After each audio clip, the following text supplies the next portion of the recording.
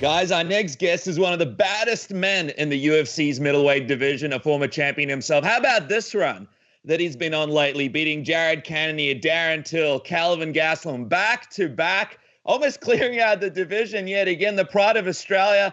Robert Whitaker, welcome back to Submission Radio, joining us from hotel quarantine, and also, not to shed in some secrets, but helping us set up some lighting for this interview, being very gracious, moving around some blinds this morning. You know, that's what I am, mate. I live to serve. Nice guy. Rob is in the house. I was going to ask, man, how's the quarantine treating you this time around? We saw your funny stories yesterday. Hard day grinding on the gaming laptop, but also the guitar as well. I imagine. Yeah. I am back at it, mate. I am back at it. You know, it's rinse and repeat for me. I just wake up, coffees, grind. Bed. That's my life right now. I'm stuck in Groundhog Day almost. That's the dream. Isolation is what it is. It's one of those things you just have to do at the moment. I've kind of gotten used to it, you know, being my third time and all. But I'm itchy. I want to get out. I want to see my kids. I want to see my friends. I want to go to brunch and lunch and whatever comes between that and dinner. What is the song that you're working on right now? Is there like a favorite that you like to strum? Is there a Robert Whitaker favorite? Nah, not really. I just muck around with a whole bunch of stuff. I'm not great at it, but it's fun. It's fun. It gives me something to do other than just grind all day. That's good, man. It's good to see that you're actually like working on something. I would be way too lazy to try and learn anything. Man, first off, excellent performance against Calvin, dude. Congratulations. But it's interesting how a lot of people, including, Bisping and more importantly, the missus, we saw on the ESPN MMA video, your missus was saying that, it was your best performance, but you said you didn't remember it. And I wonder, as guys that have never fought, is it typical after fights that you don't sort of remember much from them? Is it just because, you're in the middle of it? They're so, quick sometimes? Yeah, when I'm in the octagon, it's just everything's happening so fast. You can't think. There's no time to think. It's all muscle memory, instinct, and just reactions. I guess most of my fights, I don't remember the specifics of a fight. I can only remember what I'm feeling during that period, but I can never take a step back and look from the inside, have that out of body experience while I'm in there to see how it's going. But watching it back, I'm pretty happy with my performance. I had a very solid game plan from the coaching staff and had the discipline to follow it through. Everything we worked on came out, quite well. And I'm very happy with the win. Yeah, I think Masterclass is pretty accurate. I was going to ask you, you said some interesting things about how it's all business for you. You kind of go in, clock in, do your job, and then go home to your kids and stuff. So I was wondering, when do you sort of reflect on fights? I almost now can't imagine you, sitting back and reflecting on fights. I imagine you just kind of moving forward and just doing the next thing. When do you reflect on fights? Yeah, well, because I have my old man with me, he likes watching the fights back because, I think he mentioned, he doesn't remember much of the fight either. He was so nervous and everything, right? So after the fight, he was watching it. I was like, all right, let's have a look. And I watched it back straight after the fight. But I generally won't take time out of my day to watch back fights or whatnot unless my coaching staff demand I look at something. But usually, if it's something they want me to work on, they'll cut it and then show me later. But I guess the only times I'll watch back fights is if I got my mates around and they want to watch it or something like that, more or less, and they want to ask me some questions on what was going on at certain periods. But I generally don't watch my fights back too much. It's interesting because a while back, we spoke about how you kind of were a little bit over it and you wanted to take a little break. And now look at you, you're on this run. You've basically cleared out the division. You've beaten the toughest guys in the division, and now people are saying this is your best performance yet. I mean, I know you don't look back on the fights and you don't really like it, but what does it feel to hear people say that this is your best performance yet? I mean, that's pretty nuts. Yeah, well, no, I'm very happy about that because I don't think it is. I don't think it is my best performance. I didn't feel like I was giving my best performance when I was in there. I feel there is a lot more to come, and if people are applauding my work now and my last fight, then buckle up. Yeah, that's exciting to hear, man. So obviously, like, you know, we've spoken a bunch of times. You did a lot of media. The narrative was pretty simple. You deserve the next title shot. Everybody and their mum expected you to get the next title shot, and rightfully so. Then obviously breaks the news that Marvin Vettori will take on Israel Adesanya next June. So take us back to, I guess, the night of the fight. When exactly was this title shot offered to you? Yeah, I found out about the title shot directly after my fight, and they said, you know, fight in June, Adesanya, blah blah blah blah blah, and you know, I had just come off a hard 5-round fight. I had some injuries I had to deal with. Like my hands were busted, my shin was busted, and I have to go home. And then I have 2 weeks of quarantine, and yeah, it just wasn't possible. They probably had a feeling that that was the decision I would come to. I can't help but feel this was a little ploy on Adesanya's camp's behalf, as well as like just trying to, like, more than anything else, really. But yeah, it just wasn't possible. But I'm more than happy to just chill out and wait for the winner of that fight to happen, and then I fight the winner, because the title fight's my next fight. That's the fight that's happening for me, and yeah, well, I guess we'll wait and see what happens with that fight. Yeah, it's interesting because even when Dana was asked, he's like, well, we offered him the fight. And I kind of did get that feeling a little bit that, at least from the UFC's perspective, they were like, all right, as long as we offer him the fight, if he might not take it because it's a quick turnaround, but we've offered it to him. If anyone asks, we've offered it, and then we move on to Vettori. But is it frustrating for you, the fact that, you know, you versus Israel is the fight to make? It's the big fight to make.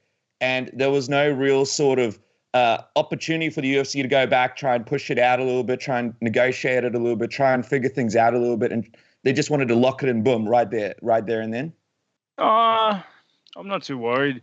I haven't thought about it too much, to be honest, because Israel wanted to fight at that date. That's fine. I physically cannot make that date.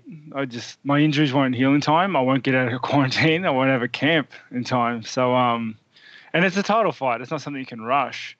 So I physically cannot make that date. He really wants to fight that date. Vettori, jump in, have a go, mate. You know what I mean? It's and then I'll just fight the winner later on in the year. I'm cool, just chilling and waiting. I'll train with that date in mind, and yeah, you know, let's see.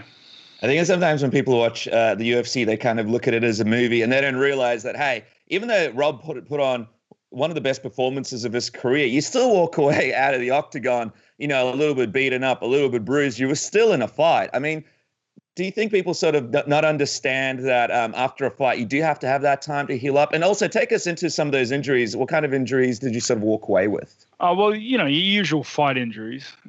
Yeah, I had 25 minutes of just, you know, beating bones against bones, right? but I tore the ligaments in my hand that week as well. Before the fight? Before the fight. So, and it's all on record and everything. UFC know that as well. And so I need to go home, and I need to do rehab on that, because let me tell you, fighting isn't the best way to rehab a hand.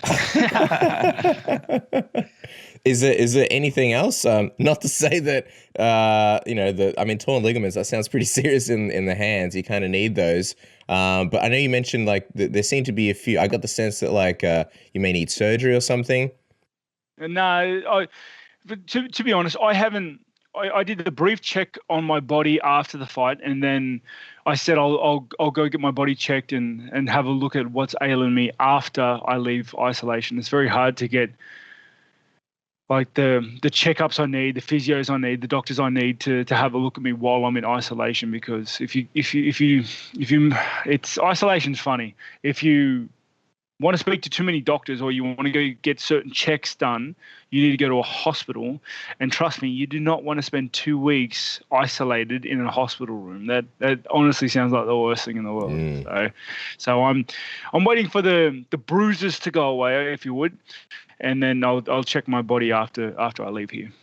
Just to go back for a sec, so was there ever any doubt of not fighting Calvin with the hand injury? Did you ever think about that? I mean, that's pretty severe, and you wouldn't be able to tell by looking at that performance that you were going in there with a hand injury. Yeah, I don't know. When I first did it, there was all the initial concerns and everything with going into a fight with one hand. I fought too many times with one hand, and I know how hard it is, and it is a nightmare. But honestly, the UFC were great in getting me to see doctors that I needed to see and managing it the way I did. And honestly, once the adrenaline kicked in, it didn't hold me back too much. I just, plus I was there. It was, I wanted to fight, and this is what I do. This is how I provide, and I had made the trip. The isolation was coming. There was no way I was leaving Vegas without a paycheck. You say that this isn't the first time that you fought with one hand. Take us into that. How many times have you actually fought with one hand? We don't really even realize about this. Well, Romero, I fought with one hand after I'd broken the first, and then my UFC debut, so the finale of The Ultimate Fighter, I went into that fight with a broken hand. Jeez. And I think a couple more times really early in my career. That's crazy, man. And just the torn ligaments, like how did that happen? It's just wear and tear, or was it? It's just one of those things. I just planted out my hand and then it gave out, it rolled over it. It was, I think, maybe the plane, the jet lag, this freak accident. Far out, man. So I'm just going to go back to this title shot offer because when I'm sitting here picturing it, it just kind of baffles me. Like I heard you talking to the delightfully handsome Brett Okamoto, who we love, by the way, and you were saying that it was like an hour. He was a stud. And many other things. And I think it was like an hour after the fight. So take us into it. Where exactly were you when you got this title shot offer? You've just beaten Calvin. You're walking around somewhere in the back? What happened? Yeah, it was just from the octagon on my way to the back that my coach came up to me and spoke to me about it and everything. So it was all just on the go. That was, I don't know. Is that common? Like, I can't imagine that's something that happens all the time after your fights. Mate, the whole event and fight week is crazy. Things pop up everywhere, especially after a fight, especially after wins, especially after losses. Like, things just come out of nowhere. You can never expect anything, to be honest. And but it's not bad. It's just the nature of the beast. You just have to be prepared for that. Yeah, no, for sure. But obviously, as guys who have like never done it, I'm trying to understand it. Like, have you ever been offered a fight like that so quickly after a win or for a fight? It's hard for me to remember. My memory is shot. Understandable. I'm just curious. Like, was there any kind of negotiation or back and forth in any way? Like, did you ask them, hey, can we push it a little bit? And what was said? Well, I don't speak to the UFC directly. I have my coaching staff and my manager to deal with that. So, more or less, the only thing that I had to say, like, they told me what it was, and I said, there's no way I can. And they said, I know that already, but just let you know. And then they passed the message on. But it's fine the way it's working out, because if they want to fight in the meantime, that's fine.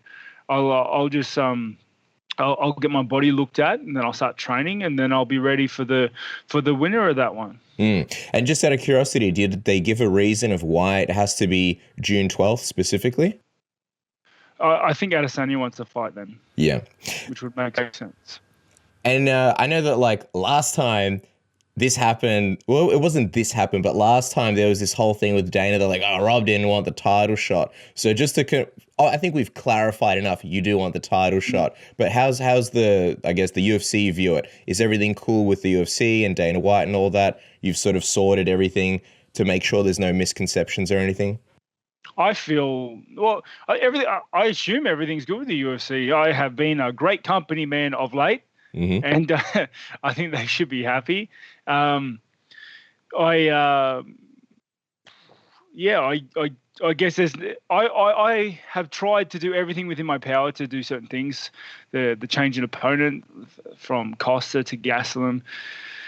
I honestly had nothing to gain in that fight, right? Like, it was just like, if I was one of those guys that like climbing the ladder in a specific route, in a, finagling the system, if you would, to try and get as close to the title shot as I could, then I wouldn't have taken that fight, and I would have been vouching for some other stuff, right? But no, I've done everything in my power to fight. I do want that fight. I have announced that loud and clear. Everyone knows I want that fight. Everyone is of the same mindset that is the next fight that's going to happen for myself. So I guess I just have to get my body right, train, and then worry about the next one. Yeah, and did they say that? All right, you'll get the winner of that fight. Have they guaranteed anything to you yet, or is it still all up in the air depending on what happens with the division? I know Darren Till's coming back from an injury. I don't want to put it out there, Rob, but we've seen crazy things happen in the UFC before. Nothing in this world is guaranteed, mate. But I've done my work. I've did my time in, like, right now. I've earned the right for that title shot. My next fight's for the title. That's my right. Yep. So if they come to you with anything else, just the title. It's who else is there left to beat? They'll bring back middleweights from the Contender Series. I don't know. Yeah, who else is there left to beat? Or whatever.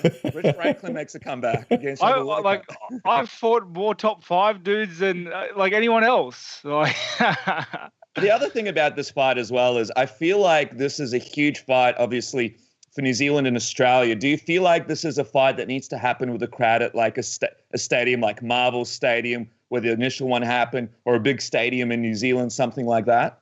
That's another thing. I think with the timeline of like me healing and them resolving their fights and then camping again, I think with the way the numbers have been looking in New Zealand and Australia, that bringing out a stadium, like a packed stadium here in this part of the world, is the only smart thing to do. I think it's like such an opportunity we could be hitting. I almost feel like that's part of the silver lining for the UFC. They're like, look, if it doesn't happen now, give it a few more months, maybe the whole COVID thing will be, calm down a little bit, and then you can do a massive stadium. Does it benefit you in any way to maybe see Adesanya fight one more time? And who knows how that fight plays out, but at least you'll get some more sort of tape on him. Maybe there are other things you can learn about him from that fight, or Marvin for that matter. I don't know about trying to get tape on him. I think it definitely benefits me, him having a punch up before we do, right? Yeah, well, I mean, the fight itself is an interesting one because in their initial fight, Vettori still put in a pretty decent performance, and he's obviously a very, very tough guy. When you kind of look at this rematch going down between Adesanya and Vettori, do you think people are sleeping a little bit on Vettori here, like the fact that he could be kind of a dark horse going into this fight? I don't think they're sleeping on him. I think they're just he's getting overshadowed with Adesanya. I think Adesanya is very good. I think he's only gotten better since that last fight. And I think it's a hard fight for Vettori. That's not to say he can't win. I think Vettori's strong enough and tough enough to turn this into a real dogfight, into a fight that Adesanya doesn't want it to go. So, I don't think they're sleeping on Vettori. I just think it is what it is. Like, Adesanya is very good. He's beaten Vettori once before, and yeah. And I know, obviously, he's so experienced and, has dealt with losses in the past, but I know a lot of people are going to be looking to see what he looks like after this loss to Jan. Will you be sort of curious to see what he comes out like after losing his first MMA fight in the UFC? No, he's lost before. He's an experienced guy. I think the effect of him losing his invincibility bubble will have less of an effect on him and more of an effect on the people he versus. Almost like an Anderson Silva-esque type situation, you think? Well, because hype is real, and there are certain fighters that ride hype, and there are certain fighters that believe in it and feel the effects of it. So, like Anderson Silva, when he was running through people, he had that aura of invincibility, and then once he got beat, people realized he can be beat, which I don't know, it broke their limiting, their own self ceiling, like their own self limiters when fighting him. That's a fascinating theory. I wonder, did you feel that at all? Like when you saw the Jan fight play out, did you feel that, for yourself, like when you think about, rematching him? Just in case anyone wants to steal it, that's my theory. You can just you can use it, just reference me. Rob All patented. All goods. No, it's not.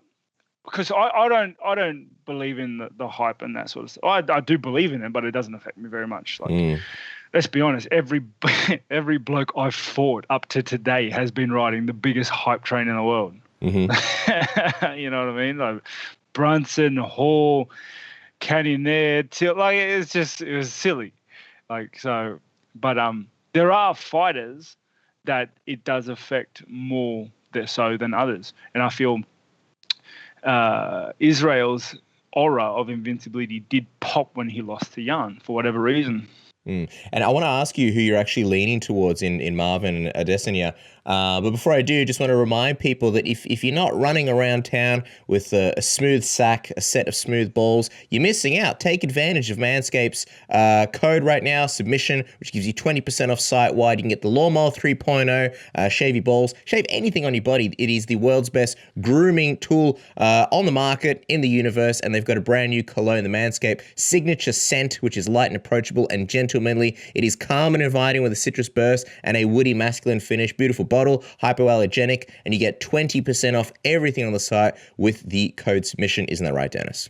That's right, man. And speaking of our friends, I want to mention our friends at the Ridgecast, because you guys could grab yourself a Ridge wallet. It holds up to 12 cards, over 30 colors, and over 40,000 5-star reviews. And it's so durable that it comes with a lifetime warranty. You guys can test drive it for 45 days. And if you don't like it, you can send it back with a full refund. Go to theridge.com/submission now. Get 10% off today with the code word submission and get free worldwide shipping and returns. And check out this bad boy here. Check out this bag. I mean, you can go traveling anywhere with this bad boy, and they got all sorts of cool things like that on the site now. So get your discount. And Cass, it's important to make some cash right now in COVID times. And there's only one place, one people to do that with, and that is MyBookie. You guys could sign up this week with promo code submission to take an advantage of up to a $1,000 bonus on your first deposit. That's promo code submission. Go to MyBookie today, sign up, and make some serious cash on the fights this weekend. Share some cash with the boys as well. You can send it to us in the mail. We'll accept it. That's right. We accept anything. And while you're making cash on fight predictions, Rob,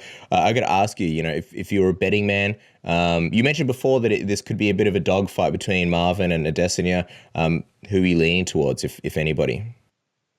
If I was a betting man, probably Adesanya. Mm-hmm. You'd have to be. He's a favorite for a reason. Do you have a preference of who you verse? I guess Marvin will be a fresh face, but if I was in your shoes, you got to imagine you want that rematch. Do you have a preference of who you face? Not really. Maybe Marvin. He'd be cool. Why is that? Someone fresh? Yeah, someone different. And Adesanya's hard. He's a tricky bastard, man. But I don't know. That running that back would be fun too. So, we'll see. Maybe you can do it in Italy. You versus Marvin in Italy. in the stadium in Italy, yeah. Yeah. I was going to ask Colosseum. Do you have you thought about the fact that holding the belt again, right? By the time that happens, you've kind of almost cleared out the division. It's almost like funny thinking about you as a champion now. It's like, who would you even defend the belt against? Has that entered your mind at all? Nah, that's future Rob's problems. But how do you reflect though on I remember you telling us a while ago about how it's not really about being the champion, it's about being the best. I get it. I think I get it. I didn't get it, but now I get it. But when you look at your body of work, it's like you've beaten so many of the top guys in the middleweight division. How do you sort of, reflect on that? It was similar to before your first run as well. Yeah, that's why I do it. That's the thing that gives me little kicks. That's the thing that makes me enjoy the game, is like reflecting on all my hard fights and beating them all and winning them all. I love that. That's why I do this. It's not to be the champ. It's not to wear the belt. It's to be at the top. It's to look back at a trail of destruction and smile. Now that explains why you smile so much during press week. There's quite a bit of a trail of distraction left for you already. Okay, before we'll let you go, because we know it's game time and we're cutting in here, but I want to talk about business, Rob, as well, because I want to talk about your gym. You said that you're looking forward to going home and opening up a bigger gym. What's the plan for that, man? Especially for all the Aussie fans that want to train with you. I am. So if you're in the area of Southwest Sydney, we are opening up a bigger and better gym than ever. The Smeaton Grange has killed it, and like that's where myself and Jacob and the competition team train out of. So we are looking for a bigger facility to be able to house all our members and obviously the competition and fight team more comfortably. So we're looking to move into a much bigger venue. There are things locked in and in place, which I will be revealing soon. But if you're in the southwest Sydney of New South Wales, like, keep your eye out, because in the next coming weeks, I'm going to be launching something big. Damn. Well, if you want to keep an eye on the Trail of Destruction, make sure to follow Robert Whittaker on social media, Robert Whittaker MMA. A lot of great merch and things popping up there as well. And Rob, we hope you enjoy quarantine, man. Can't wait to see what's next. Hope the hand heals up and enjoy your gaming, man. I appreciate it, mate. Have a good one.